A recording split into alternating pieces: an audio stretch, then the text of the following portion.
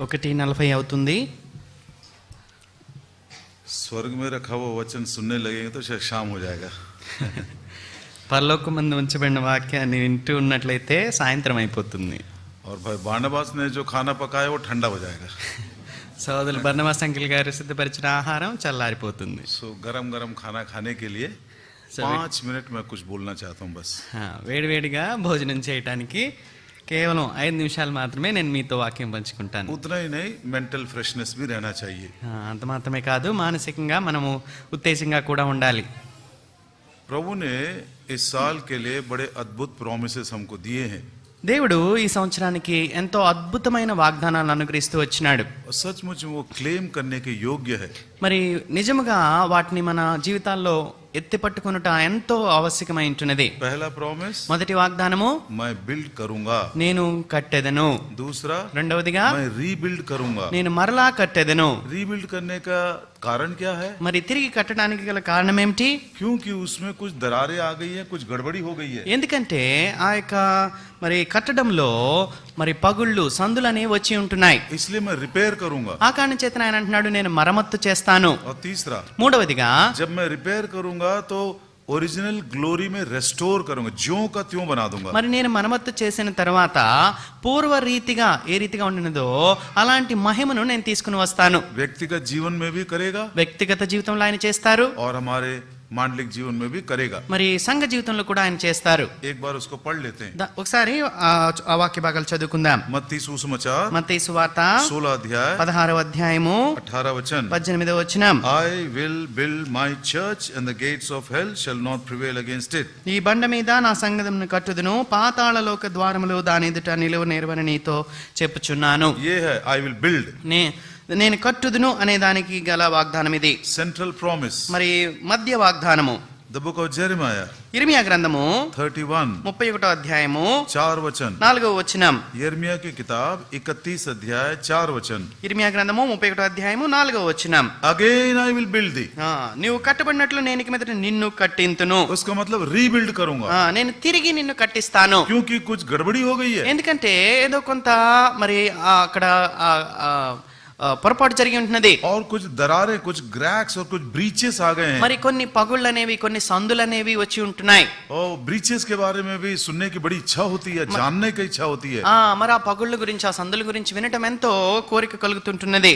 और जब मैं इस ब्रीचेस को भर दूंगा तो आमोस 9:11 के अनुसार जैसा पहले था वैसा ही बना दूंगा. మరి ఎప్పుడైతే ఆ పగుళ్ళను నేను మరమ్మత్తు చేస్తానో, ఆమోసు గ్రంథము 9వ అధ్యాయం 11వ వచనంలో చెప్పబడిన రీతిగా పూర్వ రీతిగా నేను మరలా తిరిగి కట్టింతును. वो पीएस सिस्टम के पास कौन बैठा देखिए. పిఎస్ సిస్టమ్ మీద ఎవరు కూర్చున్నారు చూడండి. उसका साइज भी बड़ा है. उसको रिपेयरिंग करना ही नहीं आता है.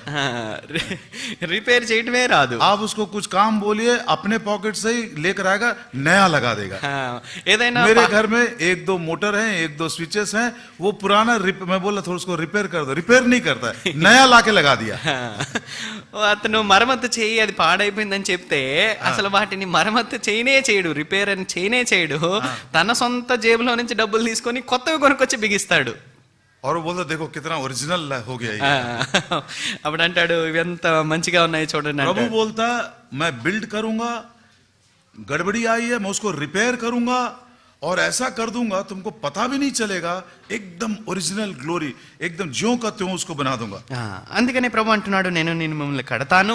అయితే ఏదైనా పొరపాటును బట్టి ఒకవేళ పగుళ్ళు సందులు కానీ వచ్చినట్లయితే నేను మరలా తిరిగి కట్టిస్తాను. తద్వారా అది పూర్వ రీతిగా ఏ రీతిగా ఉన్నదో అదే మహిమగా ఉంటుంది అని చెప్తూ ఉంటున్నారు. प्रभु ने खुद बोला, స్వయంగా ప్రభువే చెప్పి ఉంటున్నారు. यिर्मयाह से बोला, ఇర్మియాతో అన్నారు, कुम्हार के घर जा, मैं तुझको एक पाठ सिखाऊंगा. మరి కుమ్మరి ఇంటికి వెళ్ళు, నేను నీకు ఒక పాఠాన్ని నేర్పిస్తాను. बर्तन बना रहा था, అక్కడ కుండ ఆయన చేస్తూ ఉన్నాడు. लेकिन बर्तन टूट गया. అయితే ఆ కుండ విరిగిపోయింది. मट्टी को फेंक नहीं दिया उसने, ఆ మట్టిని ఆయన పారవేయనీయలేదు. फिर से उसको गोला बनाकर एक नया पात्र बनाया. మరలా దాన్ని ఆ ముద్దగా చేసి మరలా మరొక కొత్త కుండను ఆయన సిద్ధపరిచినాడు. चाहे पिछले दिनों में कितना भी ब्रीचेस, कितना भी टूटापन, ब्रोकननेस हमारे जीवन में आया क्यों ना हो, प्रभु बोलता मैं तुमको ज्यों का त्यों बना दूंगा। కనుక గత దినాల్లో మన యొక్క పొరపాట్లను బట్టి ఏదైతే పగుళ్ళు సందులు వచ్చి ఉంటున్నాయో ప్రభు అంటూ ఉంటున్నాడు, నేను వాటిని మరమ్మత్తు చేసి మరలా తిరిగి నేను మిమ్మల్ని కట్టిస్తానంటూ ఉంటున్నాడు. ये प्रॉमिस देखिए आमोस की किताब 9 अध्याय 11 वचन। ఆమోసు గ్రంథము 9వ అధ్యాయం 11వ వచనంలో నా వాగ్దానాన్ని చూడండి.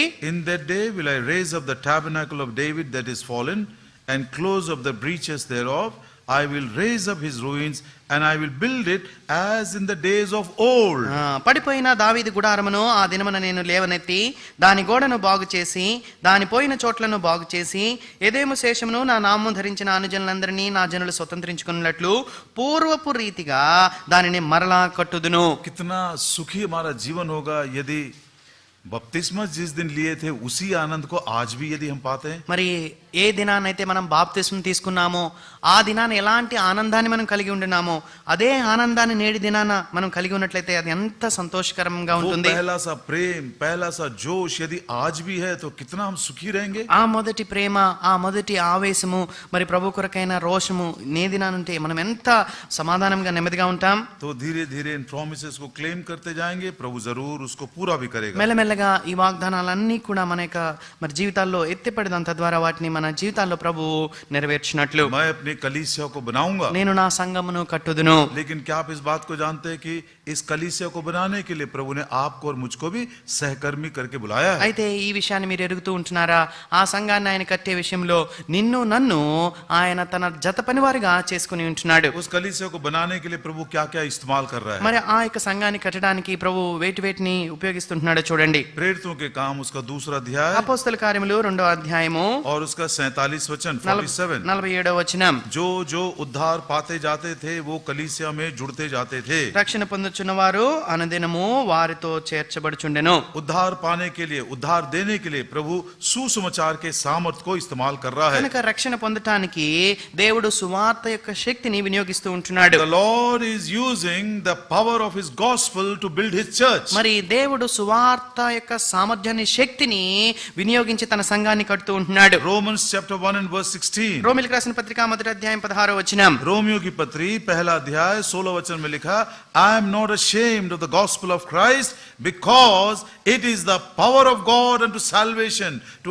everyone that believeth, to the Jew first and also to the Greek. సువార్తను గురించి నేను సిగ్గుపడవాడిని కాను, ఎలయనగా నమ్ము ప్రతివానికి మొదట యూదునికి గ్రీసు దేశస్థునికి కూడా రక్షణ కలుగుచేయుటకు అది దేవుని శక్తి అయి ఉన్నది. सुसमाचार के शक्ति को हमारा प्रभु इस्तेमाल कर रहा है ताकि लोगों का उद्धार करे। కనుక సువార్త యొక్క శక్తిని మన ప్రభు వినియోగిస్తూ ఉంటున్నాడు తద్వారా జనులు రక్షింపబడినట్లు. ये सुसमाचार को हमें कभी भी नहीं भूलना है। కనుక సువార్తను మనం ఎన్నడూ కూడా మర్చిపోకూడదు. बहुत साल पहले की बात है। అనేక సంవత్సరాల క్రితం సంగతి. कालिम्पोंग में कॉन्वोकेशन के दिनों में हम गॉस्पेल प्रोसेशन के लिए जा रहे थे। కాలింపాంగ్ పరిశుద్ధ సమాజ కుడికిల్లో బహిరంగ సువార్త కొరకై మరి గుంపుగా మేము వెళ్తూ ఉండినాం. और भाई कार में कोई व्यक्ति ऐसा आगे हमसे आगे निकल रहा था। మరి ఒక కారులో ఒక వ్యక్తి మమ్మల్ని దాటి వెళ్ళిపోతూ ఉన్నాడు. मैंने तुरंत एक ट्रैक निकालकर उसके हाथ में दिया। వెంటనే నేను ఒక కరపత్రిక తీసి అతని చేతిలో పెట్టాను. कौन था मालूम? ఎవరో తెలుసా? भाई लाजर सेन। ఆయన సోదరు లాజరస్ సేన్ గారు. कार में बैठकर आगे आगे जा रहे थे। ఆయన కారులో కూర్చొని ముందు ముందు వెళ్తూ ఉన్నారు. उसने मना भी नहीं किया, ఆయన తిరస్కరించలేదు కూడా. उसने वो गॉस्पेल ट्रैक लिया। ఆయన కరపత్రిక తీసుకున్నారు. आज अनुभव के साथ मैं बोलता हूँ, विश्वासियों को भी ये गॉस्पेल की शक्ति चाहिए। నేను నేటి దినాన అనుభవపూర్వకంగా చెప్తూ ఉంటున్నాను, విశ్వాసులైన వారికి కూడా ఈ సువార్త శక్తి అనేది అవసరమై ఉంటున్నది. क्या है ये सुसमाचार? ఈ సువార్త ఏమై ఉంటున్నది? सब मिलकर पढ़ेंगे। అందరం కలిసి చదువుకుందాం. पहला कुरिन्थी కొరింథీయులకు రాసిన మొదటి పత్రిక 15 अध्याय 15వ అధ్యాయము 3 और 4। 3-4 వచనాలు. 1 Corinthians chapter 15 verses 3 and 4। కొరింథీయులకు రాసిన మొదటి పత్రిక 15వ అధ్యాయము 3-4 వచనాలు. For I నాకీ delivered బడిన unto you ఉపదేశమును మొదట మీకు first of all అప్పగించితిని, that which I అదేమనగా also received, లేఖనముల ప్రకారము how క్రీస్తు that మన Christ పాపముల నిమిత్తము died మృతి for our పొందెను, sins సమాధి according to the చేయబడెను, scriptures, లేఖనముల and that he ప్రకారము was మూడో buried, దినమున and that he rose again లేపబడెను. from the third day according to the scriptures। यही सुसमाचार है, ప్రియులారా, ఇదే సువార్త అంటే. यही हमारे जीवन की सामर्थ्य है। ఇదే మన జీవితం యొక్క సామర్థ్యమై ఉంటున్నది. हमारे जीवन को इसी के द्वारा कीमत मिला। మరి దీని ద్వారానే మన జీవితాలకు విలువ దొరికి ఉంటున్నది. इसी बात पर विश्वास करने से हमको प्रभु यीशु मसीह का पहचान मिला। ప్రియులారా, దీని యందు విశ్వాసం ఉంచడం ద్వారానే ప్రభువు యేసు క్రీస్తు వారి యొక్క గ్రహింపును మనము కలిగి ఉంటున్నాం. यदि प्रभु यीशु मसीह प्राण नहीं देते, ప్రభువు యేసు క్రీస్తు వారు తన ప్రాణంగానే పెట్టకపోయినట్లయితే, यदि वो दफनाए नहीं जाते, ఆయన గాని సమాధి यदि చేయబడకపోయినట్లయితే, वो मरे हुए में से नहीं जी उठते, ఆయన మరణించి మృతుల్లో నుంచి తిరిగి లేకపోయినట్లయితే, లేకపోయినట్లయితే सुसमाचार ही नहीं है, సువార్త అనేది లేనే లేదు. बिना सुसमाचार के उद्धार नहीं है, సువార్త లేకుండా రక్షణ అనేది లేనే లేదు. और उद्धार के बिना कलीसिया का कैसे बनेगी? మరి రక్షణ లేకుండా సంఘం అనేది ఏ రీతిగా కట్టబడుతుంది? जवान बच्चों, ప్రియ యవనస్తులారా, जहाँ कहीं आप जाते हो, మీరు ఎక్కడికి వెళ్ళినప్పటికీ ये सुसमाचार को साथ साथ लेकर ఈ जाओ సువార్తను మీతో పాటుగా మీరు తీసుకుని వెళ్ళండి. और लोगों को बताना, మీరు ప్రజలతో చెప్పండి, किसी को भी मत छोड़ना. మరి ఎవ్వరిని విడిచిపెట్టవద్దు. और हम कलीसिया के रूप में प्रार्थना कर रहे हैं, प्रभु दया करे, कहीं ना कहीं ऐसे एवेन्यूज हमको ढूंढ कर दे ताकि हम कलीसिया के रूप में भी सुसमाचार सुनाने के लिए जा सके. సంఘపక్షంగా దీని విషయమై ఎన్నాళ్ళుగానో ప్రార్థన చేస్తూ ఉంటున్నాము. దేవుడు ఏదో ఒక రీతిలో ఏదో ఒక స్థలాన్ని మరి చూపిస్తే తద్వారా సంఘం ద్వారా ఆ సువార్తను మరలా బయటికి తీసుకుని వెళ్ళాలని. Our lives must be according to the gospel. కనుక మన యొక్క జీవితము సువార్తను అనుసరించి ఉండాలి. सुसमाचार के अनुसार उसके योग्य चाल चलन चले, సువార్తను అనుసరించి మనం యోగ్యమైన నడకను నడిచే వారంగా ఉండాలి. और दूसरा वही सुसमाचार हम दूसरों तक पहुंचा सके. అదే సువార్తను మనం ఇతరుల యొద్దకు చేరవేసే వారంగా ఉండాలి.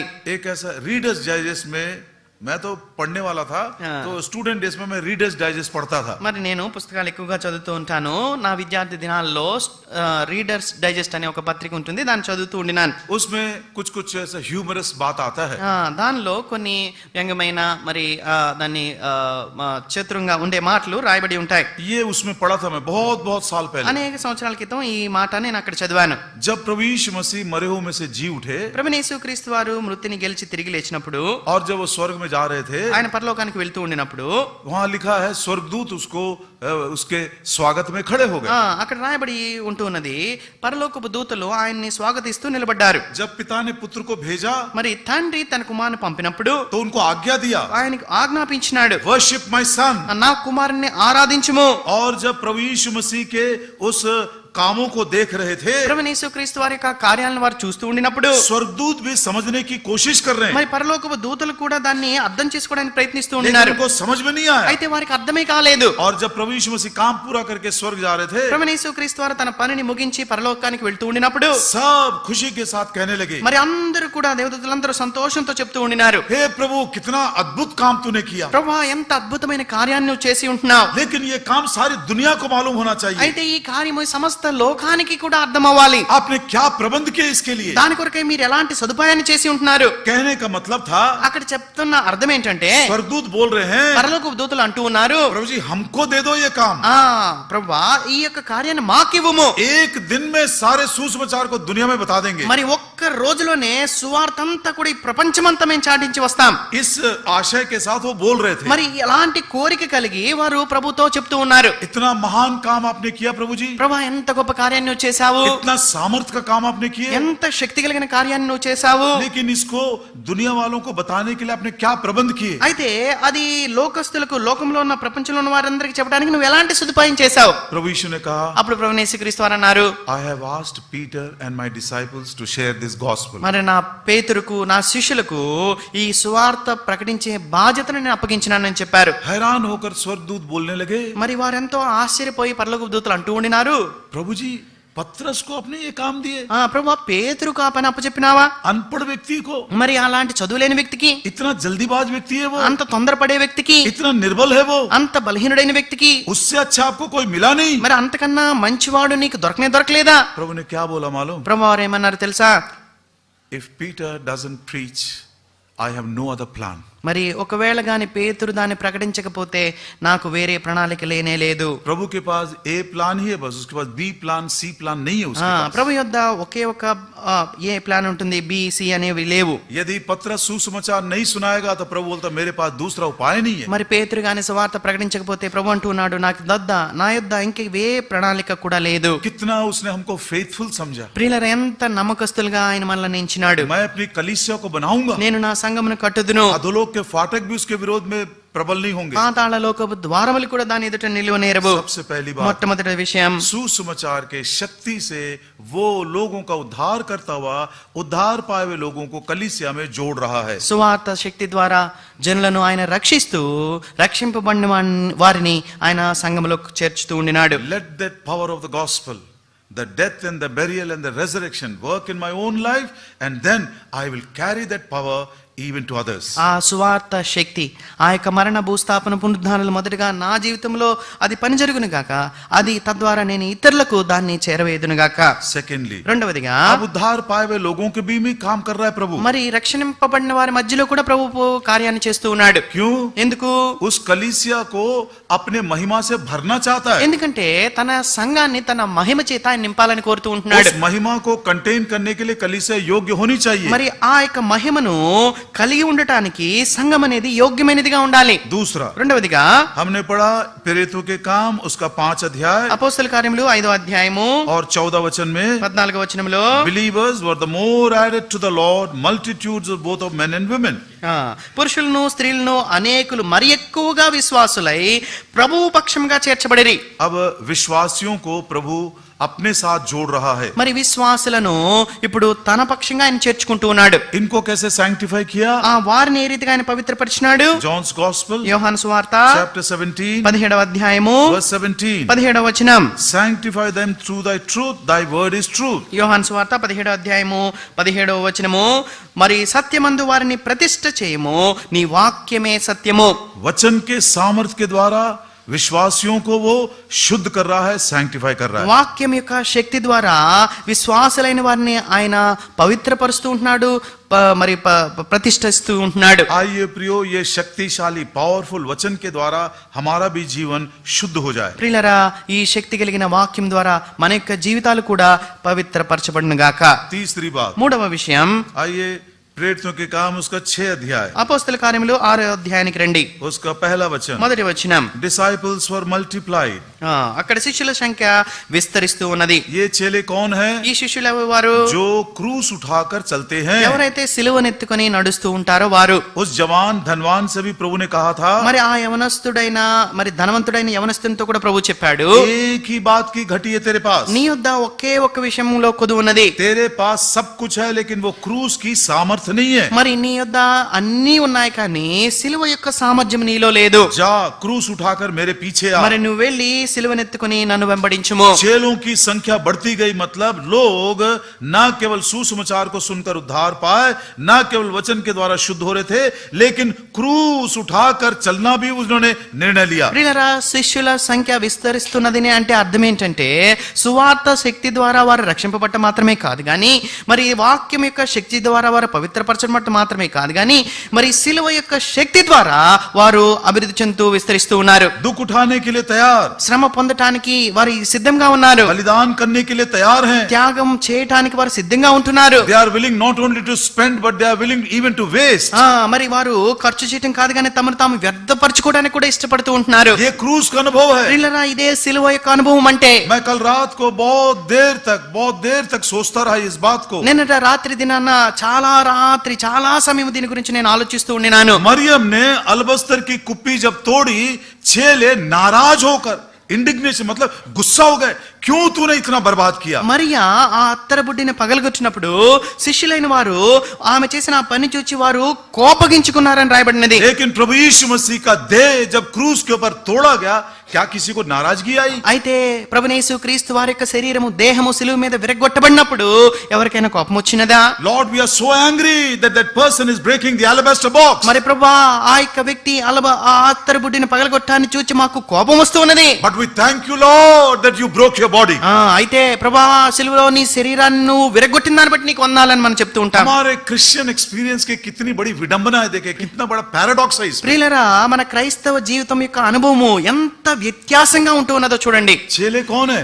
శిష్యులైన వారెవరు? जो क्रूस उठाकर अपने ही देह का एक जीवित बलिदान, लिविंग सैक्रिफाइस देने के लिए तैयार है, अपने देह को तोड़ दिए जाने के लिए तैयार है. ఎవరైతే తమ సిలువనెత్తుకొని ఆ సిలువ మీద తమ యొక్క దేహాలను విరగొట్టడానికి తమను తాము త్యాగపరచుకోవడానికి సిద్ధపడేవారు. पहला कुरिन्थी కొరింథీ రాసిన మొదటి పత్రిక पहला अध्याय మొదటి అధ్యాయము 18 वचन. 18వ వచనం. 1 Corinthians chapter 1 and verse 18. మొదటి కొరింథీ మొదటి అధ్యాయము 18వ వచనం. The preaching of the cross is to them that perish foolishness, but unto us it is the power of God. సిలువను గూర్చిన వార్త నశించుచున్న వారికి వెరితనము గాని రక్షింపబడుచున్న మనకు దేవుని శక్తి. Dear child of God, ప్రియ దేవుని బిడ్డ, can you say this morning very very honestly. ఈ ఉదయకాలన ఎంతో నిజాయితీతో ఈ విషయాన్ని నువ్వు చెప్పగలవా? I want to carry not only the power of the gospel. మరి సువార్త యొక్క శక్తిని మాత్రమే కాకుండా I want to experience not only the power of the word. దేవుని వాక్యం యొక్క శక్తిని మాత్రం అనుభవించడం మాత్రమే కాకుండా I want to experience the power of the cross. మరి సిలువ యొక్క శక్తిని కూడా నేను అనుభవించాలని కోరుతూ ఉంటున్నాను. क्या सब हम इस बात को ईमानदारी के साथ कह सकते हैं? మనమందరం కూడా ఎంతో నిజాయితీతో యథార్థంగా ఈ మాట మనం చెప్పగలమా? सुसमाचार के सामर्थ्य के द्वारा ना केवल मैं उद्धार पाना चाहता हूं, సువార్త శక్తి ద్వారా కేవలం నేను రక్షణ పొందడం మాత్రమే కాకుండా वचन के सामर्थ्य के द्वारा ना केवल मैं शुद्ध होना चाहता हूं, వాక్యం యొక్క శక్తి ద్వారా నేను పవిత్రపరచబడటం మాత్రమే కాకుండా लेकिन क्रूस के सामर्थ्य के द्वारा मैं अपने आप को एक जीवित बलिदान करके देना चाहता हूं. సిలువ శక్తి ద్వారా నన్ను నేను ఒక సజీవ యాగంగా దేవునికి సమర్పించడానికి ఇష్టపడుతూ ఉంటున్నాను. हमारे प्रभु यीशु मसीह ना केवल एक अलबस्तर की कुप्पी को तोड़ने के योग्य है, उससे भी बड़ा हमारे देह का एक जीवित बलिदान के भी योग्य है. ప్రియులారా, మన ప్రభువైన యేసుక్రీస్తు వారు ఏదో అత్తర బుడ్డి పగలగొట్టడానికి యోగ్యుడు మాత్రమే కాదు గాని సజీవ యాగముగా మన యొక్క శరీరములు మన యొక్క దేహములు ఆయనకి విరగొట్టబడటానికి ఆయన యోగ్యుడై ఉంటున్నాడు. We should not only spend for our Lord Jesus, we should waste it for his sake. కనుక మన ప్రభు కొరకై మనం దాన్ని ఖర్చు చేయటం మాత్రమే కాకుండా మన ప్రభు కొరకై మనం దాన్ని వ్యర్థపరిచే వరంగా ఉందముగాక. So प्रभु यीशु इस रीति से अपने सामर्थ्य को प्रकट करता हुआ कलीसिया को बना रहा है. ప్రభువైన యేసుక్రీస్తు వారు ఈ రీతిగా తన శక్తిని సామర్థ్యాన్ని వినియోగిస్తూ సంఘాన్ని ఆయన కట్టుచూ ఉన్నాడు. लेकिन आपको मालूम है जब प्रभु काम करता है तो शैतान उससे डबल काम करता है. ప్రభు ఈ రీతిగా పనిచేస్తూ ఉన్నప్పుడు సాతాను కూడా దానికి మించి పనిచేయడానికి ప్రయత్నిస్తూ ఉంటాడని वो पिलग्रिम्स प्रोग्रेस में एक उदाहरण है. యాత్రికుని ప్రయాణంలో ఒక ఉదాహరణ ఉన్నది. आग में वो प्रभु तेल डाल रहा है ताकि और भी वो प्रज्वलित रहे. మరి ఆ అగ్నిలో మంచులో ఆయన మరి నూనె పోస్తూ ఉన్నాడు, తద్వారా అది ఎక్కువగా మండాలని. लेकिन दीवार के पीछे से शैतान खड़े होकर पानी डाल रहा है. అయితే ఆ గోడ వెనుక సాతాను నిలబడిన వాడే ఆ మంచులో నీళ్లు పోస్తూ ఉంటాడు. प्रभु ने खुद कह दिया अधोलोक के फाटक कोशिश करेंगे. పాతాళలోక ద్వారములు ప్రయత్నిస్తాయని స్వయంగా ప్రభువే చెప్పారు. और उसके द्वारा थोड़ी थोड़ी सी खराबी भी आ सकती है. దాని ద్వారా కొంత అభ్యంతరము లేదా పాడు అనేది వస్తుంది. पहली शताब्दी की कलीसिया में भी इस प्रकार के दरार पड़े थे. మొదటి శతాబ్దపు సంఘములో కూడా ఇలాంటి పగుళ్ళు అని వచ్చి ఉన్నాయి. उन दरारों को प्रभु बोलता मैं भर दूंगा. ఆ పగుళ్లను ఆ సందులను ప్రభు నేను నింపుతానని చెప్పారు. मैं उस फर्स्ट सेंचुरी चर्च का इतिहास पढ़ते पढ़ते धीरे धीरे चैप्टर बाय चैप्टर 7 ऐसे ब्रीचेस को पाया जिसके कारण आक्रमण हुआ मंडली के ऊपर. మరి ఆ మొదటి శతాబ్దపు సంఘం గురించి నేను ధ్యానిస్తూ ఒక అధ్యాయం వెంబడి ఒక అధ్యాయం నేను చదువుతూ మరి ఆ సంఘంలో దాదాపుగా 7 పగుళ్ళు మరి సాతాను తీసుకుని వచ్చినట్లు నేను చూసి ఉంటున్నాను. गॉड विलिंग उसको जरूर हम ध्यान करेंगे. మరి ప్రభు చిత్తమైతే దాన్ని ఖచ్చితంగా మనం ధ్యానించుకుంటాం. लेकिन एक छोटा सा विचार ब्रीचेस के बारे में. అయితే ఆ పగుళ్ళను ఆ సందుల గురించి ఒక చిన్న తలంపు. ब्रीच का मतलब क्रैक. మరి ఆ సందు అంటే బ్రీచ్ అంటే పగుళ్ళు రావటం, मतलब उसमें दरार आ गया. దానిలో ఆ సందు అనేది ఆ పగులు అనేది వచ్చినది. बहुत साल पहले की बात है. అనేక సంవత్సరాల క్రితం సంగతి. टेबल के पास भाई भगत सिंह के टेबल के पास केवल एक ही बहन थी जो बैठकर खाना खाती थी. సహోదరులు భక్సింగ్ గారి యొక్క భోజన బల్ల యొద్ద కేవలం ఒక్క సహోదరియే మరి కూర్చొని భోజనం చేయగలిగేది. बाकी सब भाई लोग रहते थे. అందరూ కూడా సహోదరులు ఉండేవారు. और वो थी सिस्टर मिसेस एबिस. సహోదరి మిసెస్ యాబిస్ గారు. उसी ने हमारे फेलोशिप में VBS की सेवा शुरू की. ఆమె మన యొక్క సహవాసంలో VBS యొక్క పరిచర్యను ప్రారంభించినది. जितने भी क्वेश्चन आंसर्स का जो आपको पार्ट मिलता है ना लेसन के आखिरी में, एक एक क्वेश्चन एक एक पार्ट का उसी ने तैयार किया. మరి ప్రతి పాఠం చివర మరి ప్రశ్న జవాబులు ఉంటాయి కదా, ఆ ప్రతి ప్రశ్నకు జవాబును ఆమె ఒక్కొక్క ప్రశ్నకు ఆమె జవాబు రాసి ఉంటున్నది. आरंभ के दिनों में भगत सिंह इतना केयरफुल रहते थे छोटी छोटी बातों में भी. మరి ప్రారంభ దినాల్లో చిన్న చిన్న విషయాల్లో కూడా మరి సౌలు భక్సింగ్ అంకుల్ గారు ఎంతో జాగ్రత్తగా ఉండేవారు. बाइबल लवर्स का जो कैलेंडर है उसका एक एक वर्ष भाई भगत सिंह देते थे. బైబిల్ లవర్స్ అనే ఒక క్యాలెండర్ ఉండేది, దానిలో రాయబడిన ప్రతి వాక్యాన్ని కూడా సౌలు భక్సింగ్ అంకుల్ గారు రాసి ఇచ్చేవారు. और कैलेंडर में भी वो जो पिक्चर्स है ना वो बर्ड्स के बारे में नहीं तो माउंटेन्स के बारे में और प्रकृति के बारे में ही डालते थे. कहीं भूल से भी मूर्ति पूजा का कोई इमेज उसमें ना आ जाए. కానీ మరి ఎంత జాగ్రత్త పడేవారంటే ఆ క్యాలెండర్ మీద పైన ఆ పటం చిత్రంలో ఉండే ఆ పక్షులు కానీ పర్వతాలు కానీ ప్రకృతి కానీ మరి అవన్నీ కూడా ఎంతో జాగ్రత్తగా ఉండేవి. ఏ కోసాన కూడా ఈ విగ్రహానికి సంబంధించిన చిత్రపటం ఏది కూడా ఉండేది కాదు. जब उसने वो फ्लैनेल बोर्ड का पिक्चर्स देखे, మరి ఎప్పుడైతే VBS లో ఆ ప్యానెల్ బోర్డు మీద ఉన్న చిత్రాలు ఆయన చూశారో भाई भगत सिंह परमिशन नहीं दिए। దానికి ఏ మాత్రము అనుమతినివ్వలేదు. सिस्टर आबिस एक बार उनके पास गई, అప్పుడు సోదరి యాబేస్ గారు ఒకసారి ఆయన ఎద్దుకు వెళ్ళి, brother I want you to come and listen to my story. సోదరుడా ఖచ్చితంగా మీరు వచ్చి నేను చెప్పే పాఠాన్ని వినాలని కోరుతున్నాను. बीबीएस का सबसे पहला पाठ किसने दिया? VBS లో మొదటి పాఠాన్ని ఎవరిచ్చారు? Sister Mrs एबिस। సోదరి యాబిస్ గారే VBS లో మొదటి పాఠాన్ని చెప్పారు. बीबीएस का सबसे पहला स्टूडेंट कौन था? VBS లో మొట్టమొదటి విద్యార్థి ఎవరు? Only one student, brother Bhagat Singh. సోదరుల భగత్ సింగ్ అంకుల్ గారు. सो भगत सिंह अंकल को अकेले को बिठाकर सिस्टर एबिस ने फ्लैनल बोर्ड के ऊपर पिक्चर्स लगाते हुए उसको लेसन बताई। కనుక మరి సోదరి యాబిస్ ఆంటీ గారు మరి సోదరు భగత్ సింగ్ అంకుల్ గారిని అక్కడ కూర్చోబెట్టి మరి ఆ ప్యానల్ బోర్డు లో పిక్చర్లు ఆ చిత్రాలు పెట్టి ఆయనకు పాఠాన్ని చెప్పారు. लेसन पूरा होने के बाद ఆ పాఠం అంతా అయిపోయిన తర్వాత भगत सिंह बोले दिस इज टू वंडरफुल। సోదరు భగత్ సింగ్ అంకుల్ గారు అన్నారు ఇది చాలా అద్భుతంగా ఉన్నది. ओ बिल्कुल परमिशन मिल गया। అప్పుడు అనుమతి దొరికింది. उस साल से लेकर आज के दिन तक वही VBS हजारों स्टूडेंट्स को प्रभु के पास लेकर కనుక ఆ దినం మొదలుకొని నేటి వరకు కూడా అదే VBS వేల కొలది విద్యార్థులకు చేరి ఉంటున్నది. उस मिसेस एबिस से ब्रीच का मतलब क्या सीखेंगे? ఆ యొక్క సోదరి యాబిస్ గారి నుంచి ఆ పగులు అంటే అర్థం ఏమిటో మనం నేర్చుకుందాం. उनके फ्यूनरल में मैं भी गया था। हैदराबाद में जब वो गुजर गई थी नारायणगुड़ा सिमेट्री में मैं भी गया था। మరి హైదరాబాద్ లో ఉన్నప్పుడే ఆమె మరి ప్రభునందు నిద్రించినారు. భూస్థాపన కార్యక్రమంలో నేను కూడా ఉండినాను.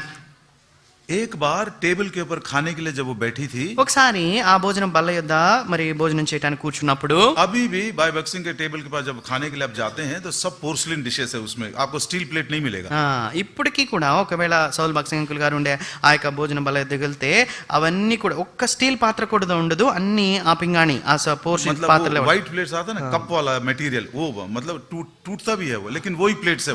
మరి తెల్లగా ఉండే ఆ పింగాణి పాత్రలు ఉంటాయి కదా, పగిలిపోతాయి కూడా, అవే ఉండేవి. प्लेट बांटने के बाद ఆ ప్లేట్లు అందించిన తర్వాత अचानक एक बार उठी और प्लेट को ले जाकर वॉश बेसिन के पास ऐसा रखकर छोड़ दी। మరి అకస్మాత్తుగా ఆమె లేచి ఆ యొక్క ప్లేట్ ను మరి వాష్ బేసిన్ దగ్గర తీసుకెళ్లి పైకి అలా వదిలేసింది. एकदम टुकड़ा को टूट गया। అవి ముక్కలుగా విరిగిపోయాయి. भाई भगत सिंह भी बैठे हैं, సౌల్ భగత్ సింగ్ గారు उनके साथ 10-12 भाई लोग भी हैं। ఇంతో పాటుగా 10-12 మంది సహోదరులు కూడా उनका కూర్చున్నారు. हस्बैंड भी वहीं बैठा हुआ, ब्रदर एबिस। ఆబిస్ అంకుల్ గారు కూడా అక్కడే ఉన్నారు. Imagine the situation. అక్కడ ఉన్న పరిస్థితిని ఒకసారి ఊహించుకోనండి. एक बहन ने ये काम किया, ఒక సహోదరి ఈ పని చేసింది. Pin drop silence. అంతా మౌనంగా ఉన్నారు. थोड़ी देर के बाद उनसे पूछा गया, కొంత సమయం తర్వాత ఆమెను అడిగారు. अब मेरे ख्याल से पूछे कि नहीं पूछे ये तो नहीं मालूम, लेकिन उसने ये जवाब दिया। అడిగారో లేదో నాకు తెలియదు కానీ అప్పుడు ఆంటీ గారు ఈ యొక్క జవాబు ఇచ్చారు. Brother, the cracks in these porcelain plates is the breeding ground for germs। बोलते ये प्लेट में जो क्रैक्स आते हैं वो ही जर्म्स को पैदा करने में बड़ा मदद करते हैं। సహోదరుడా, ఈ యొక్క ప్లేట్ లో ఏదైతే పగులు అనేది సందు అనేది వచ్చినదో అదే అక్కడ క్రిములు కీటకాలు అనేవి వృద్ధి చెందటానికి అవకాశంగా ఉంటున్నది. कितना भी साबुन लगाओ वो क्रैक साफ नहीं होते। నువ్వెంత సబ్బు వేసి ఆ యొక్క ప్లేట్ ను శుభ్రపరచడానికి ప్రయత్నించినా మరి అక్కడ శుభ్రం అవ్వదు. Cracks and breaches are the breeding ground for germs। కనుక ఆ పగుళ్ళు అనేవి సందులు అనేవి క్రిములు కీటకాలు మరి శ్వాస తీసుకోవడానికి అంటే పెరగటానికి అవకాశంగా ఉంటుంటాయి. मेरे ख्याल से वो क्रैक्स को हम डील नहीं करने के कारण वहीं पर जर्म्स पैदा होते बीमार भी पड़ गए, कमजोर निर्बल हो गए और बहुत सारे प्राण को भी खो दिए। కనుక ఆ పగుళ్లను ఆ సందులను సరైన రీతిలో వాటిని మనం వ్యవహరించని కారణం చేత ఆ క్రిములు అనేవి పెరిగి పెరిగి పెరిగి మరి అవే రోగాన్ని తీసుకొని వచ్చినాయి, మరణాన్ని కూడా తీసుకొని వచ్చినాయి. It may be a breach in doctrine. సిద్ధాంతములో ఒకవేళ పగుళ్ళు కావచ్చు. There is a breach in unity. మరి ఐక్యతలో పగుళ్ళు కావచ్చు. There is a breach in relationships. సంబంధాల్లో పగుళ్ళు కావచ్చు. नए नियम के कलीसिया से हम सीखेंगे। ప్రియులారా, నూతన నిబంధనలో ఉన్న సంఘం నుంచి మనం నేర్చుకుంటాం. So ध्यान देंगे प्रियो, प्रभु का प्रॉमिस है, I will fill up the breach। मैं सारे दरारों को भर दूंगा, सारे जर्म्स को मैं वहां से खत्म कर दूंगा। కనుక ప్రభు యొక్క వాగ్దానము ప్రియులారా మీరు జ్ఞాపకం పెట్టుకునండి. ప్రభు అంటున్నాడు వాటిని నేను బాగు చేస్తానని ప్రభు అంటున్నాడు. అంటే ఆ సందుల పగులన్నిటిని నేను నింపుతాను, అక్కడ ఉన్న క్రిములు కీటకాలన్నిటినీ కూడా నేను నాశనం చేస్తాను అంటున్నాడు. My children understand me more than myself। నాకంటే ఎక్కువగా నా పిల్లలు నన్ను బాగా అర్థం చేసుకుంటారు. बार-बार बोलते हैं, डैडी कभी मत बोलना मैं 5 मिनट दूंगा। డాడీ నువ్వు ఎప్పుడు 5 నిమిషాల్లో వాక్యం చెప్తానని మాత్రం చెప్పొద్దని मैं అంటారు. बोलता I will prove that I will stay for 5 minutes only. నేను అప్పుడప్పుడు అంటాను, నేను నిరూపిస్తాను 5 నిమిషాలు నేను నిలబడగలను చెప్పగలనని అని. वो मुझसे ज्यादा अच्छा समझते हैं। కనుక నాకంటే ఎక్కువగా వారు నన్ను అర్థం చేసుకుంటారు. 5 का 15 हो गया, क्षमा चाहता हूँ। 5 నిమిషాలు అన్నాను, 15 నిమిషాలు అయిపోయింది, క్షమించండి. प्रार्थना करें। ప్రార్థన చేసుకుంటాం.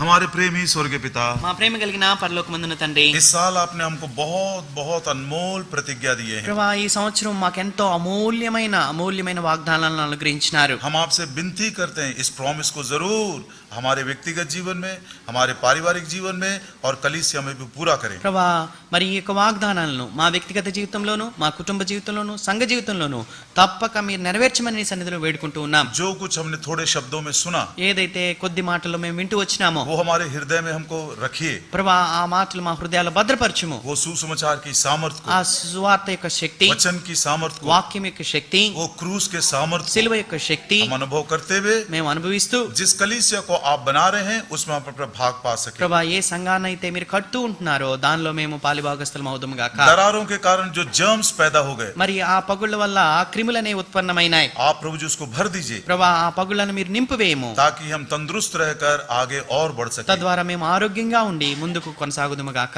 इस प्रार्थना को प्रभु यीशु मसीह के नाम में मांगते हैं। ప్రభువైన యేసుక్రీస్తు వారి నామములో ప్రార్థించి వేడుకుంటున్నాం తండ్రి, ఆమేన్.